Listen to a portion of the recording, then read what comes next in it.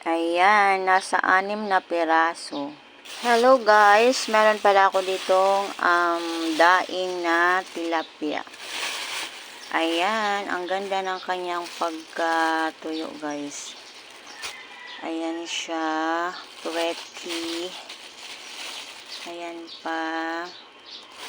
Ibuhos natin dito sa para makita. Malinis yung misa namin kaya okay lang. Pwede naman tong hugasan bago iluto. Ayan, sobrang lapad. Ito pa.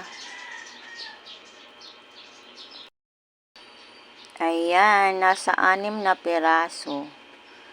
Naamoy na ng langaw kaya marami ng langaw na dumadapo. Luto tayo guys ng 3 piraso para sa ating ulam.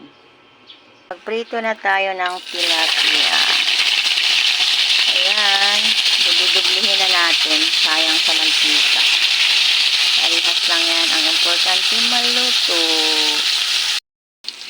Baliktarin na natin. Nagkumpul-kumpul na siya.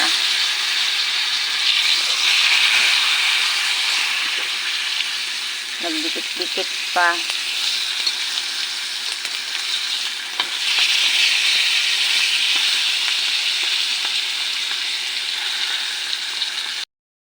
Ayan, naluto na ang ating daing. Ayan. Ang ganda niya.